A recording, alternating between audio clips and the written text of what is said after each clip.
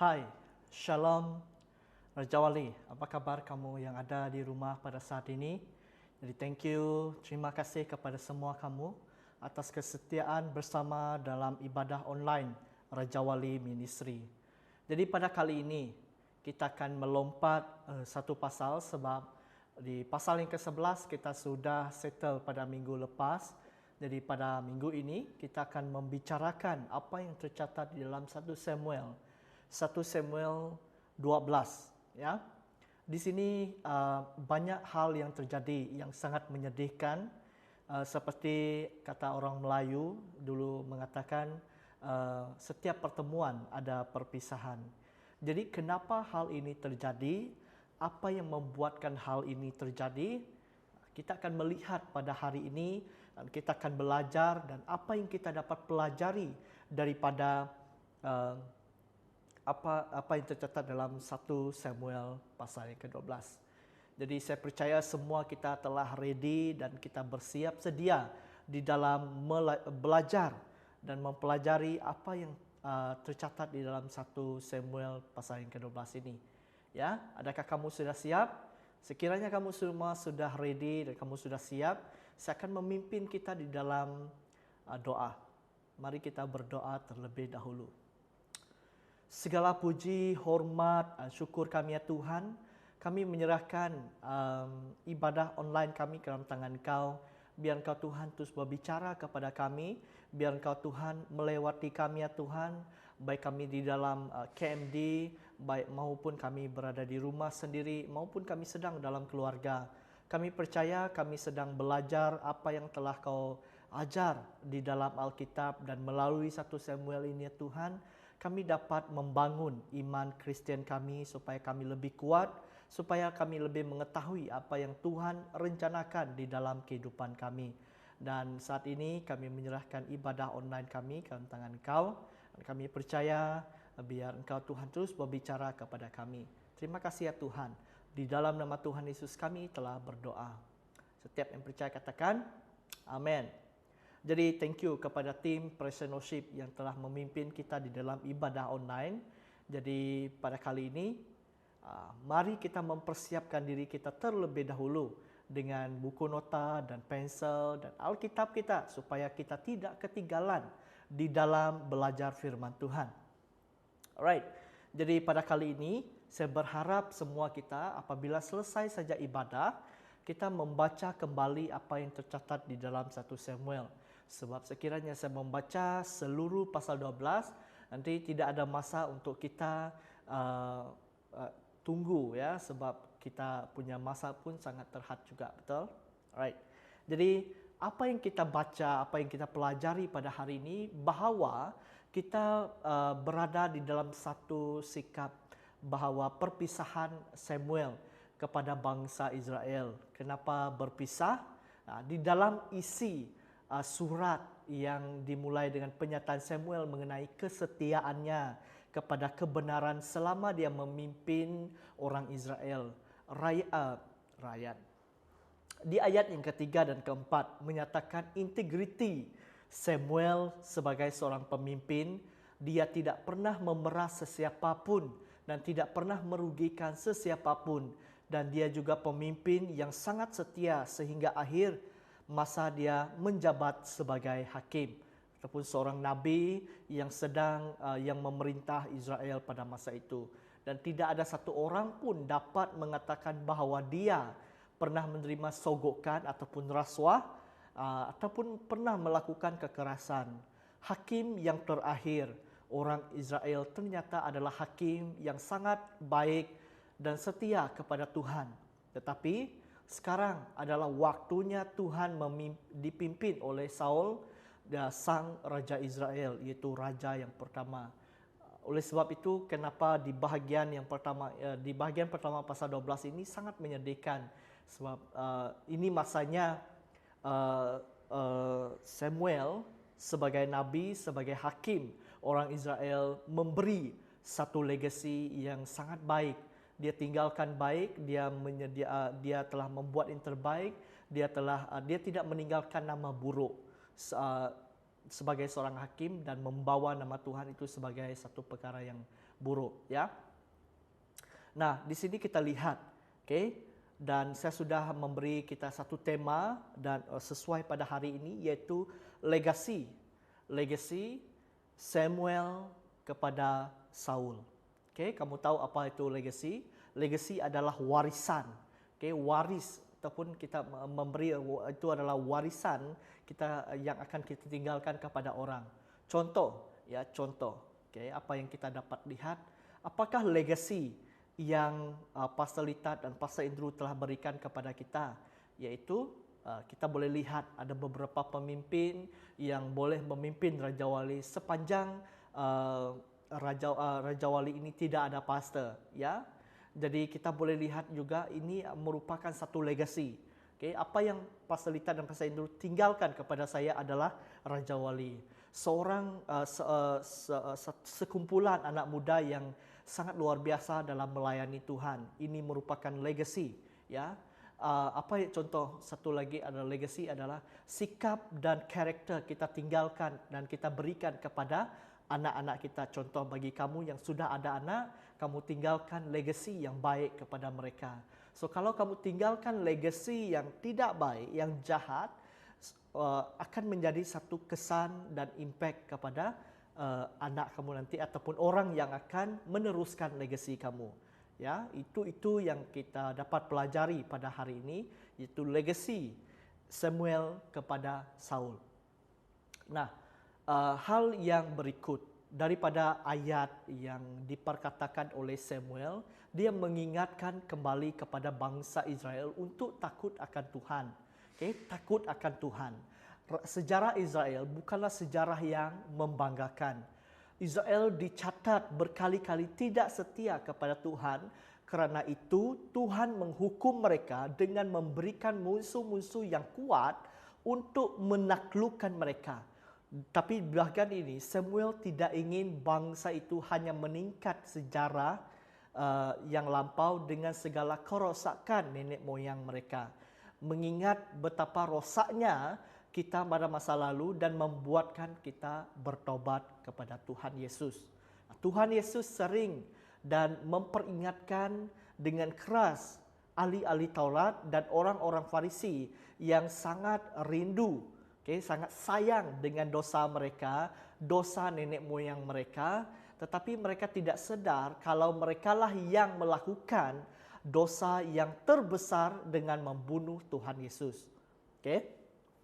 Nah, di dalam Matius juga ada mencatatkan, Matius 23 ayat 29 hingga 32. Di bahagian ini, saya repeat sekali lagi ya, Matius 23 ayat 29 hingga 32. Mereka menyatakan bahawa nenek moyang mereka, kalau saya baca daripada sudut orang Farisi ya, nenek moyang kami telah membunuh para nabi, alangkah berdosanya mereka. Mari kita membangun kubur yang bagus untuk memberikan penghargaan kepada nabi yang telah dibunuh ini. Betapa berdosanya nenek moyang kita.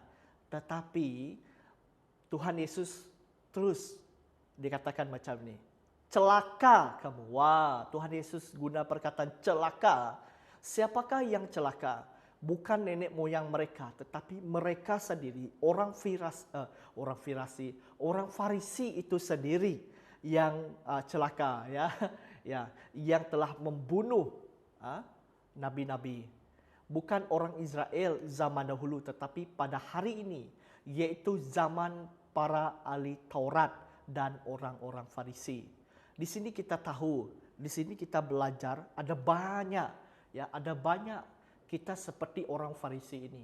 Ada banyak di dalam gereja-gereja, sangat banyak. Dan saya percaya mungkin dan saya berharap tidak ada yang di dalam Raja Wali ya. Dan ini yang saya harapkan sebagai seorang pastor yang melayani Raja Wali. Saya berharap kita tidak belajar, kita tidak mengambil iktibar daripada apa yang dilakukan oleh orang Farisi. Tetapi kita belajar daripada Tuhan Yesus sendiri. Kita tahu apa yang kita buat dan kita melakukan dan melaksanakan apa yang telah diperintahkan oleh Allah kepada Yesus. Oleh sebab itu kita kena banyak dan kita kena tahu apa yang terjadi, dan Di dalam bahagian ini juga Samuel tidak mau bangsa itu hanya mengingat bahawa nenek moyang mereka berdosa. Samuel ingin juga mengingat bahawa generasi yang sekarang adalah generasi yang penuh dengan dosa. Salah satu dosa yang besar dari orang Israel pada zaman Samuel adalah mereka telah menolak Tuhan dan meminta raja. Okay? Dan di sini juga saya mau menjadi seperti Samuel, dan saya mengingatkan kita kembali bahawa kita semua, kita anak-anak Raja Wali telah pun diselamatkan. Kita telah dibawa dan kita telah dipulihkan. Kita telah dibimbing oleh Pastor Andrew dan Pastor Litan. Jangan kita mensia-siakan apa jerih payah yang Pastor Andrew dan Pastor Litan telah buat sebelum ini dan selama ini, yang telah banyak mendorong kita di dalam firman Tuhan. Dan saya percaya juga mereka dua ingin melihat bahwa anak-anak Raja Wali terbang tinggi, makin jauh, makin kuat di dalam Tuhan. Ya, saya juga menyimpan harapan yang sama, sama seperti mereka berdua, bahwa terus kuat di dalam Tuhan. Dan kita belajar pada hari ini melalui 1 Samuel dengan harapan yang tinggi. Kita juga sebagai anak-anak Raja Wali, kita juga mau melihat kawan-kawan kita, teman-teman kita yang sama melayani bersama dengan kita, terus kuat di dalam Tuhan sambil kita berpegang teguh kepada Injil Tuhan. Dan daripada bahagian ini juga untuk mengingatkan kita kembali tentang kebaikan dan kemurahan Tuhan di dalam kehidupan kita, telah menghantar seorang ibu dan bapa rohani yang sangat mengasihi kita. Ya, dan bahagian ini juga kita berharap agar semua kita terus kuat di dalam Tuhan, terus mengambil Tuhan, dan kita percaya pada masa ini bahwa kita telah diperkuatkan, kita telah diperkasakan, kita telah dimuridkan. Ya, jadi pada masa ini sepertinya kita tidak perlu bergantung dengan sesiapa, dengan manusia untuk terus memberi makanan rohani kepada kita, tetapi melalui kita sendiri kita terus dikuatkan supaya kita juga dapat memimpin orang lain. Seperti mana Samuel telah memimpin bangsa Israel pada masa dulu. Dan kita tidak akan benar-benar bertobat kecuali kita sadar bahwa saat ini kita adalah orang berdosa. Nah, di sini kita lihat ya bahwa kita harus betul-betul bertobat dan datang kepada Tuhan supaya kita dapat merasakan hadirat Tuhan di dalam kehidupan kita. Oleh sebab itu, saudara-saudaraku, pertobatan orang Kristen adalah pertobatan yang menyadari dan diperlukan adalah pertobatan yang terus-menerus. Pertobatan bukanlah satu kali untuk selama-lamanya dan tidak lagi merasa berdosa. Ada perbezaan yang sangat besar antara orang kudus dan orang yang merasa tidak berdosa.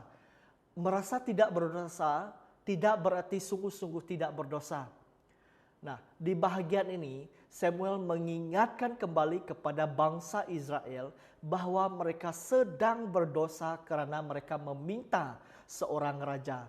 Bahkan sepatutnya mereka sudah tahu bahwa Yesus ataupun Allah adalah raja yang memerintah bangsa Israel. Tetapi karena keinginan kemanusiaan, kedagingan bangsa Israel inginkan raja dan menolak hakim, itu yang akan ada sesuatu perkara yang tidak baik yang akan terjadi kepada mereka. Nah, bahkan peringatan ini disertai dengan tanda-tanda ajaib. Tuhan mendatangkan guru dan hujan di tengah-tengah musim yang kering. Mereka sedang berdosa karena meminta seorang raja dengan motivasi yang sama seperti bangsa-bangsa lain. Motivasi yang sebenarnya mengandungi keinginan untuk menolak Tuhan menjadi raja mereka. Saat ini mereka sedang berdosa karena mereka menolak Tuhan, dan saat ini juga mereka bukan nenek moyang mereka. Mereka sedang berhadapan dengan murka Allah. Di bahagian ini, mereka sudahlah menolak Tuhan. Mereka sudahlah mereject Tuhan. Mereka katakan nenek moyang mereka orang berdosa. Okay? Tapi bahagian ini memperingatkan kita kembali bahawa kita pernah menolak Tuhan suatu ketika dahulu. Dan kita percaya kepada Tuhan-Tuhan lain ataupun Allah-Allah lain yang sedang berleluasa di dalam kampung ataupun di dalam diri kita. Tetapi pada masa ini, Tuhan telah datang di dalam kehidupan kita dan mau menyelamatkan kita. Adakah kita masih menolak Tuhan sebagai Tuhan dan Juru Selamat kita? Ya, ada di antara kita juga mungkin ada yang merasakan, tidak apa, mak bapak saya Kristian, saya adalah orang Kristian. Jadi maksudnya di sini saya tidak perlu bertobat, ya. Atau ada yang merasakan sedemikian. Saya tidak apa, saya sudah dibaptis, saya percaya kepada Tuhan. Setiap hari Minggu saya pergi ke gereja, setiap hari Minggu saya mengikuti ibadah online. Tapi dalam masa yang sama juga masih ada Tuhan lain, Allah lain yang bersama dengan dia. Dengan arti kata lain, kita masih menyembah dan Allah-Allah lain, bukan berarti patung, tetapi apa yang kita lebih utamakan berbanding dengan Tuhan. Sama beri satu kita gambaran. Kita tahu bahawa ibadah online Raja Wali diadakan pada hari Ahad pada pukul 8.30 malam. Tetapi pada pukul 8.30 malam kita masih sibuk, tidak apa, ada berita, buletin TV3 yang macam tu, contohlah kan. Saya tidak dapat lihat online sebab mau tengok Netflix, belum habis cerita. Artinya kita lebih utamakan Netflix ataupun benda lain berbanding dengan ibadah online. Contoh yang macam tu. Maksudnya Tuhan ada di sana tetapi kita lebih mengutamakan benda lain berbanding dengan Tuhan. Oleh sebab itu saudara-saudaraku, ada banyak hal yang harus kita prioritikan di dalam kehidupan kita. Yang utama dan terutama adalah Tuhan semestinya yang kita harus utamakan di dalam kehidupan kita. Sekiranya kita mau membuat satu keputusan di dalam kehidupan kita, kita lihat adakah ia penting ataupun tidak, ataupun kita melihat kembali adakah ini sesuai dengan rencana Tuhan ataupun tidak, adakah ini alkitabiah ataupun tidak, itu yang harus kita lihat. Dan kita harus perhatikan sewaktu kita melihat dan memperhatikan keputusan yang harus kita lakukan. Nah, contoh macam orang Israel di dalam 1 Samuel ini tadi. Tuhan telah memberi mereka satu rencana. Anak-anakku Israel, ini adalah rencana yang saya ingin berikan kepada kamu. Saya meletakkan Samuel sebagai hakim, sebagai pemerintah untuk membawa dan memimpin bangsa Israel. Tetapi pada masa itu, bangsa Israel kata, tak perlulah tengok bangsa lain memerintah. Mereka ada raja. Raja adalah raja yang baik. Raja itu yang memberi satu keputusan. Saya tidak mau hakim. Hakim itu rendah. Tengok bangsa lain, tengok mereka maju. Ya, ini yang selalu diperhatikan. Bagaimana dengan keadaan kita, situasi? Di dalam situasi kita juga banyak hal yang terjadi seperti itu. Nah, Tuhan telah memberi kita satu keputusan. Ya, anakku, ini yang harus kamu lakukan. Tetapi kita melihat tidak Tuhan, macam ini dia. Kita memberi satu decision yang bukan daripada Tuhan. Ya, so ini yang akan mendatangkan murka Allah, murka Tuhan di dalam kehidupan kita. Artinya kita lebih mengutamakan benda lain berbanding dengan Tuhan. Di dalam bahagian ini juga Samuel mau mengingatkan bahawa belas kasihan Tuhan adalah suatu yang diberikan dengan limpah pada saat ini. Bukan hanya dahulu Tuhan pernah membebaskan umatnya daripada perbudakan Mesir. Tapi saat ini juga dia mau juga memberi kelimpahan untuk umatnya dan belas kasihannya yang sentiasa. Jika seorang daripada antara mereka memahami Allah dengan menganggap bahwa dia pernah memperhatikan umatnya pada zaman yang lampau, tetapi tidak lagi pada zaman sekarang, maka tidak mungkin sanggup dan sungguh-sungguh mengasihi Allah. Di dalam menurut seorang ahli theologian, John Calvin mengatakan, tidak ada seorang pun dapat mengasihi Allah jika dia tidak tahu bahawa Allah adalah sumber kehidupan dia. Maka biarlah kita terus mengingat bahawa segala hal yang baik, yang bagus, yang kita terima semuanya berasal daripada Tuhan. Nah, kita lihat di dalam Yakobus 1 ayat yang ke-7. Saya akan membacakan bahagian ini untuk kita supaya kita tahu dan faham bila mananya kita harus memperingatkan kebaikan Tuhan dalam kehidupan kita. Yakobus 1 ayat yang ke-17. Ya, saya akan bacakan untuk kita. Setiap pemberian yang baik dan setiap anugerah yang sempurna datang daripada atas, diturunkan dari Bapa segala terang, kepadanya tidak ada perubahan atau bayangan kerana pertukaran. Wow, sangat luar biasa apa yang dikatakan di dalam Yakobus 1 ayat yang ke-17. Itulah sebabnya Samuel mengatakan bahawa orang Israel harus mengetahui Tuhan dengan mengampuni mereka. Saya akan bacakan sekali lagi. Itulah sebabnya Samuel mengatakan bahawa orang Israel harus mengetahui bahawa Tuhan sedang mengampuni mereka atas permintaan mereka.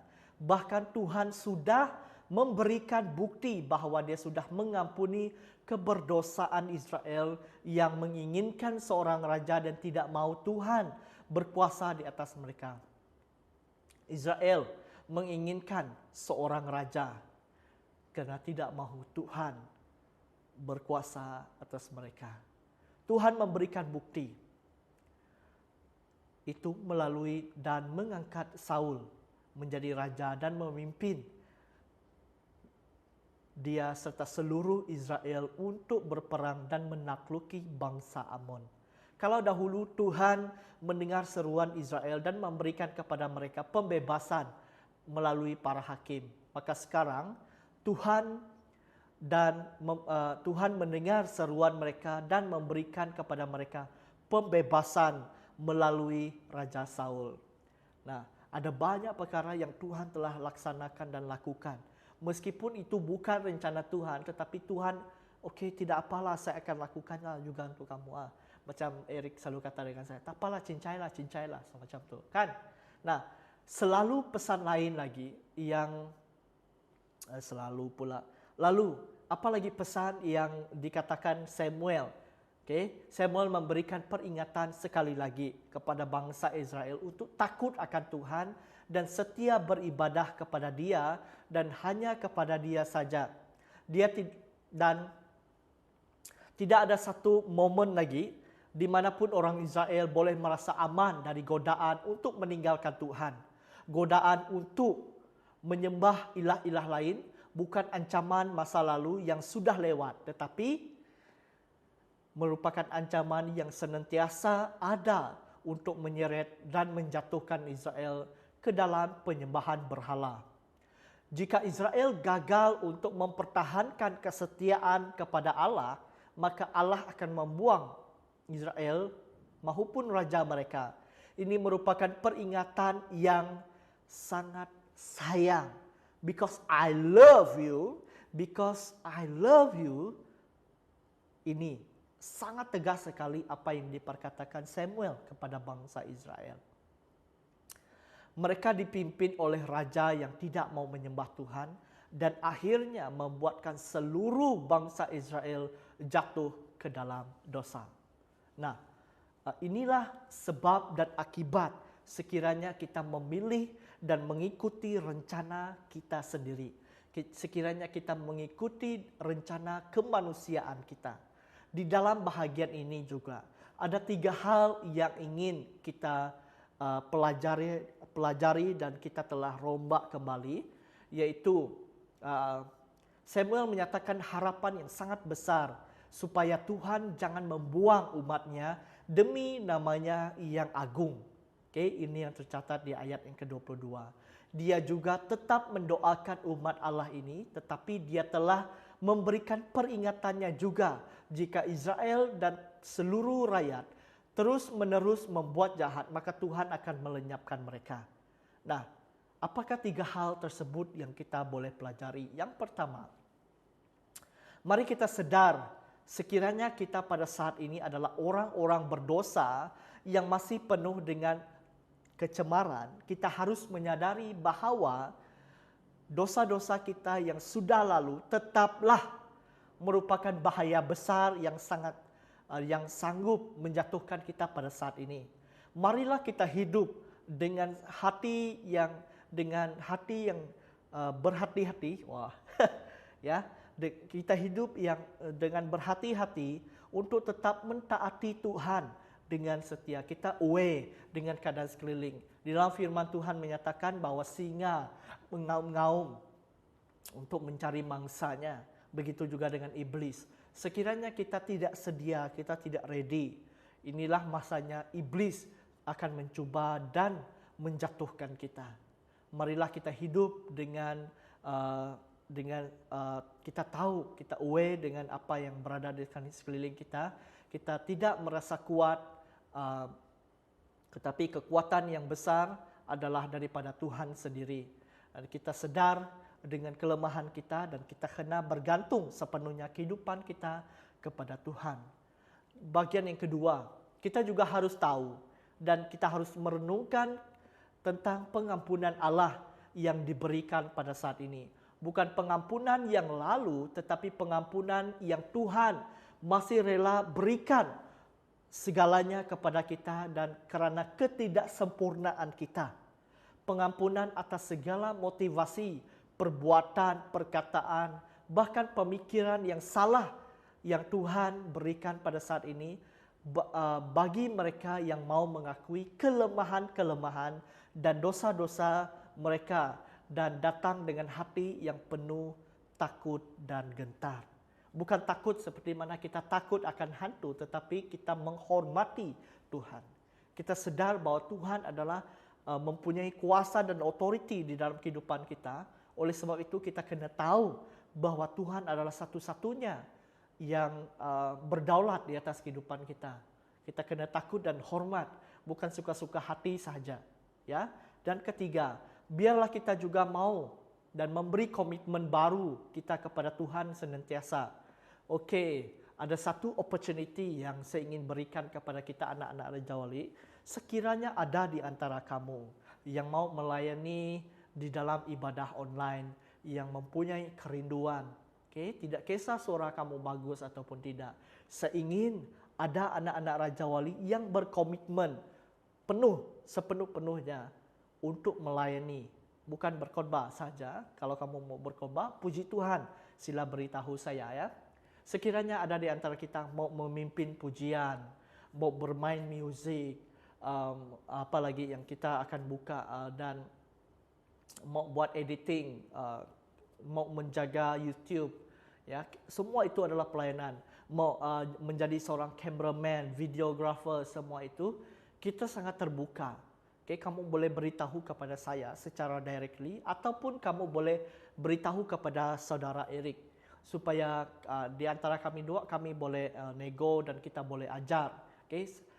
Yang kita mau adalah kamu mempunyai komitmen sepenuhnya. Kita tidak mau, kamu pandai kamu buat ini. Bukan saya tidak lihat kamu pandai ataupun tidak. Yang saya mau lihat adalah komitmen kamu. Sekiranya kamu tidak pandai, kita boleh ajar, kita boleh beritahu, kita boleh didik kamu.